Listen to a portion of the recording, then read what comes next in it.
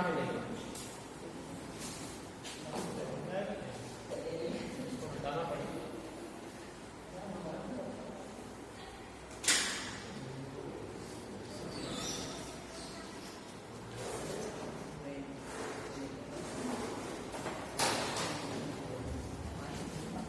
चलो देखते हैं क्या x,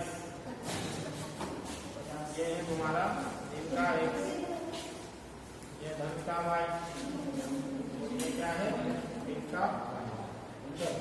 सबसे पहले इसमें नंबर लिख देंगे। अच्छा x का अधिकतम मान कितना है यहाँ पे?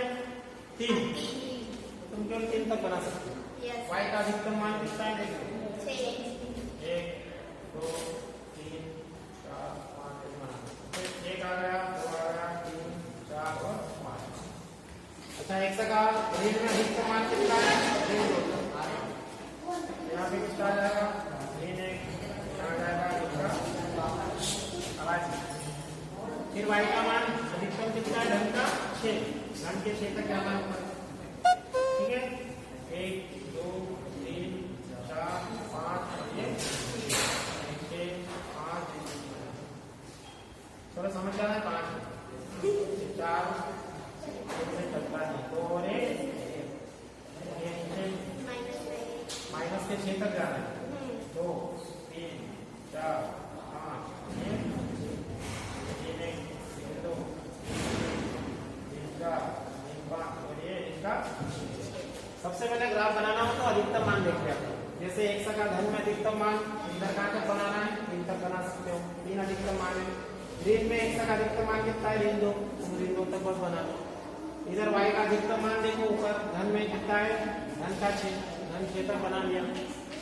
y में ऋण का अधिकतम मान कितना है? ऋण का 6, नीचे ऋण 6 तक बना लिया। ऐसे बना, ऐसे जरूरी नहीं कि 10 12 तक खुद बना लो। हाँ, जितना मान बस दिया है उतना ही बनाना, उतना ही काम पड़ना। चलो अब सबसे पहले पहला बिंदु खोजेंगे। ये वाला बिंदु कहाँ मिलेगा? देखो x का मान 0 कहाँ होता है? यहाँ पे x का मान यहाँ 0 होता है। ठीक, अब y का मान यहाँ पे क्या है? ऋण का 4। तो इसी लाइन में ये y अक्ष है अपना, तो y अक्ष पे ऋण 4 कहाँ है? यहाँ ये है ना।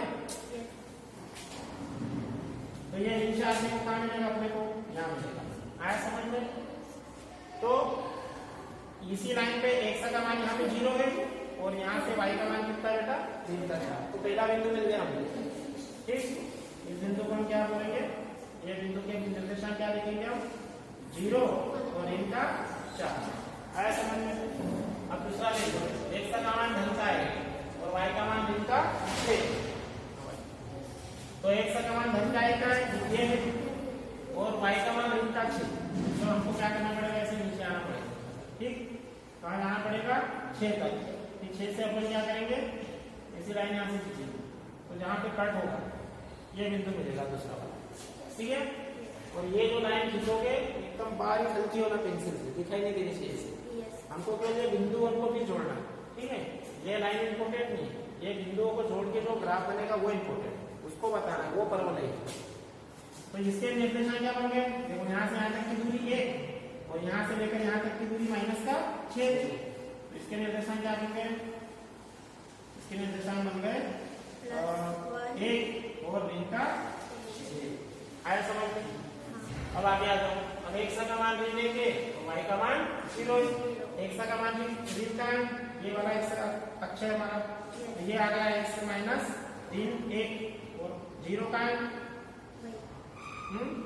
y का मान 0, तो y का मान यहीं पर 0 भी है ना। यहाँ पे 0 है कि नहीं? इसकी सीट में देखो ये वाले पूरी लाइन पे y का मान 0 है ना। एक अक्ष पे ये पूरा y का मान 0 है। इसके ऊपर धन है, इसके नीचे ऋण है, समझना। तो यहीं पर ये बिंदु मिल गया हमको, तीसरा बिंदु।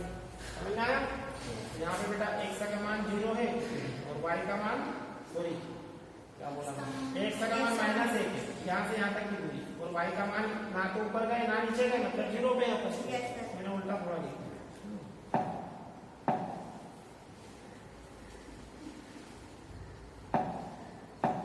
तो x का मान देखो, x का मान यहाँ से यहाँ तक की दूरी कितनी है? ऋण का 1। और y ऊपर गए क्या? यहाँ से नाम ऊपर गए ना नीचे गए, मतलब 0 पे है अपन, y का मान 0। चलो ये 3 बिंदु मिल गए। अब अगला देखो x का मान धन का 2, तो y का मान ऋण का 2, ऋण का 6 देखो, तो x का मान धन का 2 कहाँ पर है?